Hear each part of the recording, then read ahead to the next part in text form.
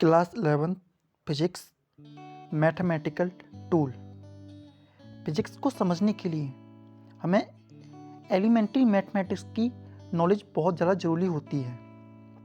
इस यूनिट में जिसका नाम मैथमेटिकल टूल हमने रखा है, उसमें हम various formula of mathematics and techniques that we use in physics हम समझेंगे, जिससे कि हम जब फिजिक्स में चैप्टर करने जाएंगे तो वो हमें आसान लगें, वो हमें ज़्यादा क्रिटिकल ना लगें।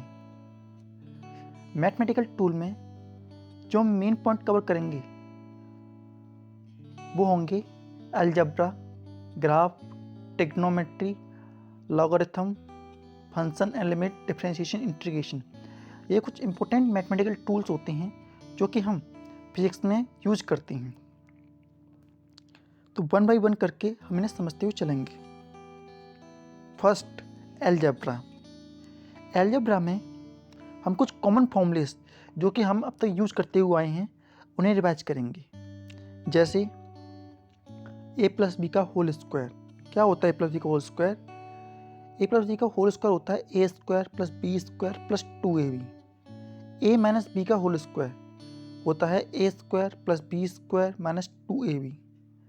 a plus b plus c का होल स्क्वायर बराबर होता है a square plus b square plus c square plus 2ab plus 2bc plus 2ca। a plus b and a minus b बराबर होता है a square minus b square. a plus b का whole cube a cube plus b cube plus 3ab bracket a plus b. a minus b का whole cube बराबर होता है a cube minus b cube minus 3ab a minus b. a plus b का whole square minus a minus b का whole square, ये equal होता है 4ab के। इसी तरीके से a प्लस बी का whole square plus a minus b का होल स्क्वायर बराबर होता है 2a square plus b square. ये कुछ इंपॉर्टेंट आइडेंटिटीज होती हैं जो कि हमें लर्न होनी चाहिए। नेक्स्ट होता है हमारा क्वाड्रेटिक इक्वेशन। क्या होती हैं क्वाड्रेटिक इक्वेशंस? ऐसी इक्वेशन जिनकी डिग्री 2 होती है उन्हें हम क्वाड्रेटिक इक्वेशन कहते हैं। And equation of second degree is called quadratic equation. And जो स्टैंडर्ड इक्वेशन होती है वो होती है a x square plus b x plus c. यहाँ पर ए जो होता है वो कोफिशिएंट ऑफ एक्स स्क्वायर है, बी कोफिशिएंट ऑफ एक्स है और सी एक कांस्टेंट टर्म है। और एक्स की जिस वैल्यू के लिए इक्वेशन सेटिस्फाइड होती है उसे हम रूट ऑफ द इक्वेशन कहते हैं। एंड क्वाड्रेटिक इक्वेशन जो होते हैं उनके दो ही रूट होते हैं। Every quadratic equation has 2 and only 2 roots. और ये इक्वल भी हो सकते हैं और अनइक्वल भी हो सकते हैं। Roots of quadratic equation. Quadratic equation के रूट क्या होते हैं? अगर हम अल्फा एंड बीटा दो रूट लेते हैं किसी equation a x square plus b x plus c बराबर 0 के, तो जो हमारी अल्फा की वैल्यू होगी वो होगी minus plus under root b square minus 4ac। B square minus 4ac को डिस्क्रिमिनेंट कहते हैं अपॉन 2a। ये होगा हमारा अल्फा का और बीटा का minus b minus under root b square minus 4ac upon 2a। तो जनरल टर्म में हम कह सकते हैं x equal to minus sign coefficient of x plus minus under root coefficient of x square का whole square minus 4 coefficient of x square into constant term upon 2 coefficient of x square के बराबर होता है। इसी तरीके से अगर हमारी equation quadratic equation a x square plus b x plus c बराबर 0 है और उसमें अल्फा एंड बीटा 0 हैं उस इक्वेशन के, तो अल्फा प्लस बीटा जो सम होगा, सम ऑफ द 0 बराबर होगा minus coefficient of x upon coefficient of x square. उसी तरीके से उनका प्रोडक्ट होगा constant term upon coefficient of x square के बराबर होगा। Next, binomial theorem. क्या होती है बाइनोमियल थ्योरम? अब समझते हैं इसको।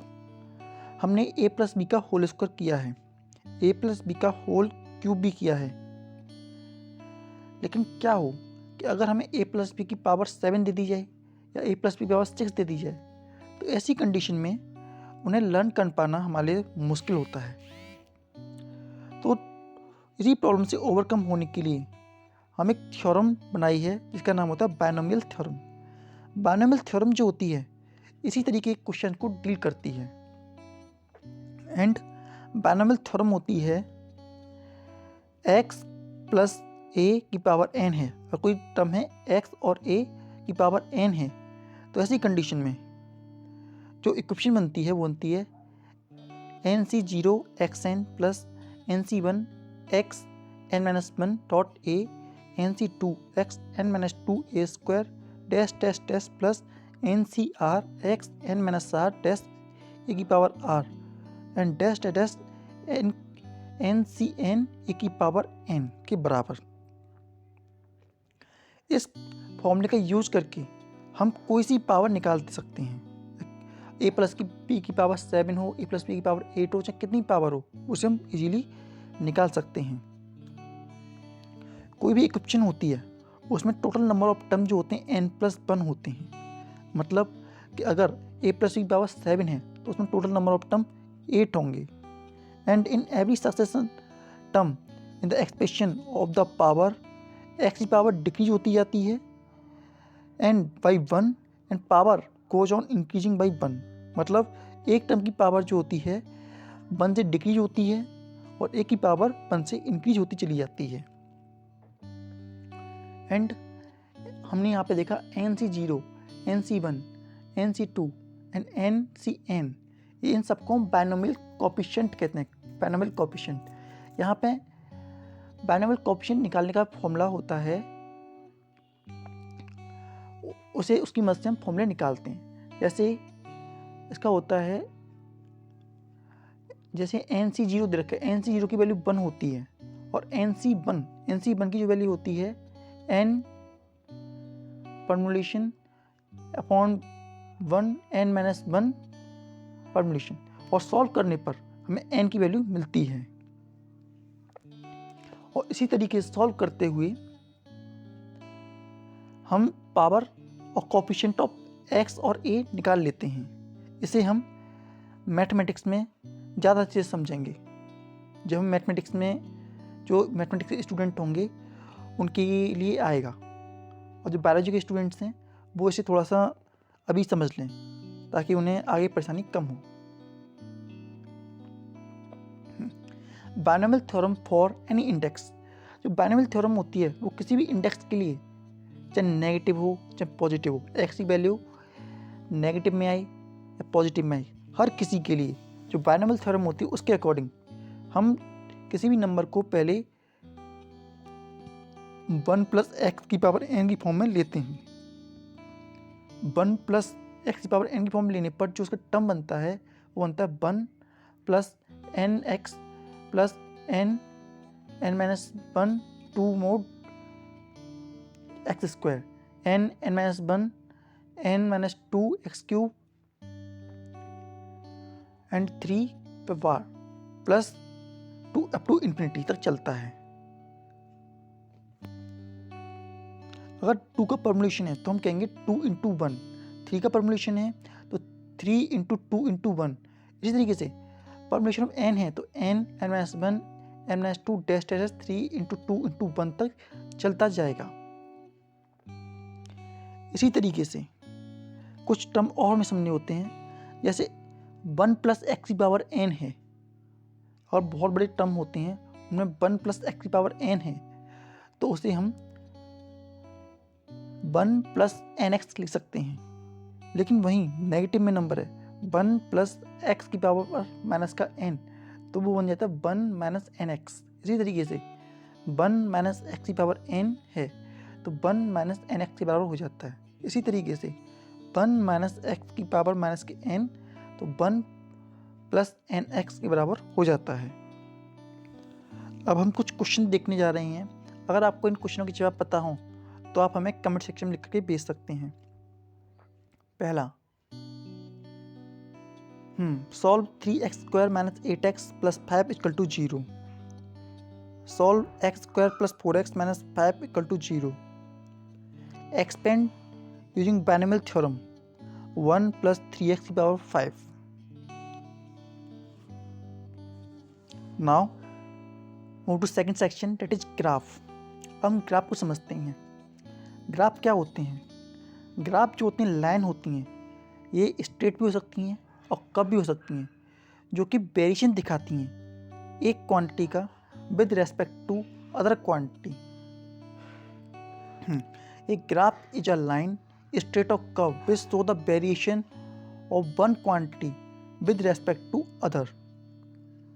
यहाँ पर हमारे पास दो तरह की क्वांटिटीज होती हैं, पहले इंडिपेंडेंट और दूसरी डिपेंडेंट। एक इंडिपेंडेंट वेरिएबल होता है और डिपेंडेंट वेरिएबल होता है।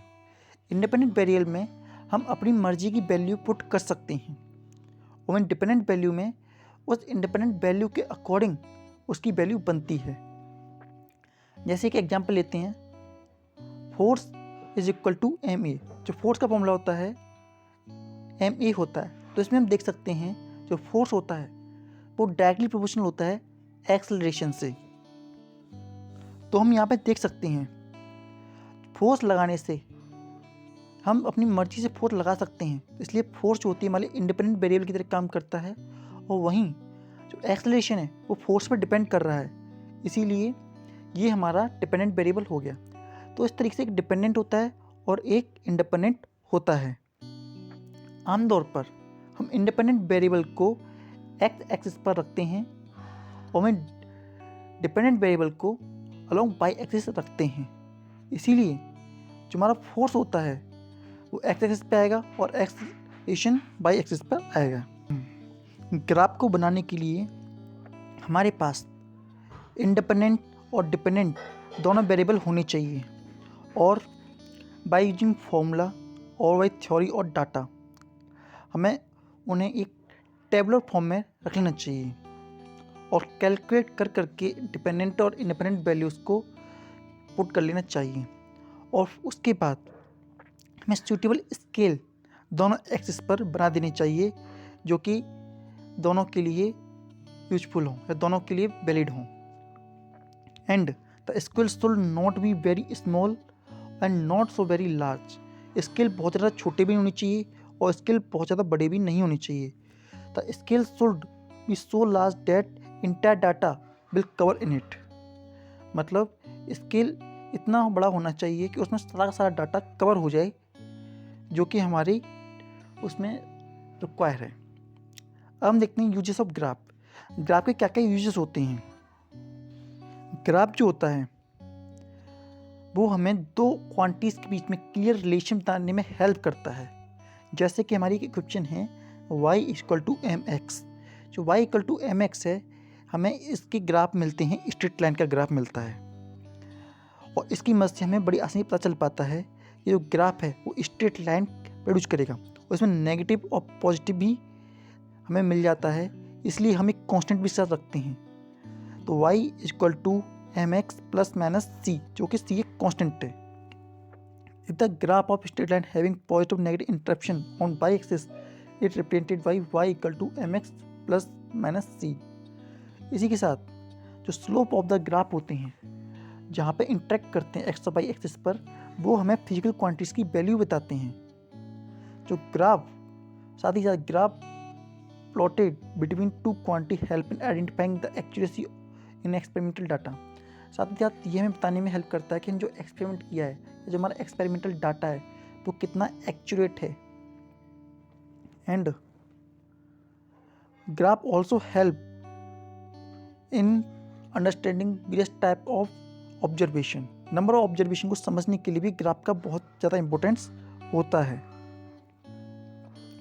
अब हम चलते हैं अलग अलग इक्वेशन के ग्राफ्स की तरफ।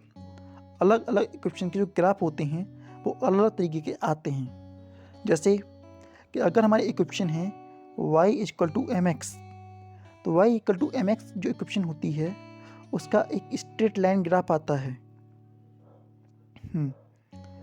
जैसा कि हम इसमें ग्राफ में देख सकते हैं कि हमारी equation y equal to m x graph between x and y एक प्लेन स्ट्रेट लाइन आ रही है ओ ए, एक प्लेन स्ट्रेट लाइन आ रही है जो कि ओरिजिन से स्टार्ट होती है और ए तक जा रही है। इसी तरीके से जो हमारा y equal to m x plus c का ग्राफ जो बनता है वो भी एक स्ट्रेट लाइन ही बनता है with positive interaction of by axis, जो कि पॉजिटिव इंटरेक्शन होता है बाई एक्सिस पर, वो ओरिजिन से स्टार्ट नहीं होता, वो ओ बी थोड़ा सा ओ बी जिसका डिस्टेंस सी है उससे आगे स्टार्ट होता है। इसी तरीके से y equal to m x minus c, y equal to m x minus c का जो ग्राफ होता है वो भी स्ट्रेट होता है, लेकिन वो क्वाइट ओडी होता है, क्वाइट डाउन होता है टू द ओरिजिन। इसी तरीके से दूसरी क्वेश्चन होती है y square is equal to k x and x square is equal to k x. जो ग्राफ होता है इनका एक्स एंड वाई एक्सिस में सिमेट्रिकल कर्व होता है। वाई स्क्वायर के एक्स हो या एक्स स्क्वायर के वाई हो, दोनों का जो ग्राफ मिलता है हमें कर्व मिलता है, जो कि हमारी बुक में दिखा रखा है। इसी तरीके से अगर हमारी इक्वेशन है y equal to a x plus b x square, तो इसी कंडीशन में जो हमें ग्राफ मिलता है वो असिमेट्रिकल पैराबोला ग्राफ मिलता है हमें। अगर इक्वेशन हमारी एक्स बाई इक्वल टू सी है, जहाँ पर सी एक कांस्टेंट है, तो हमें ग्राफ एक्स बाई एक्सिस पर एक रेक्टेंगुलर पैराबोला मिलता है। ग्राफ जो होता है एक रेक्टेंगुलर पैराबोला की शेप में मिलता है।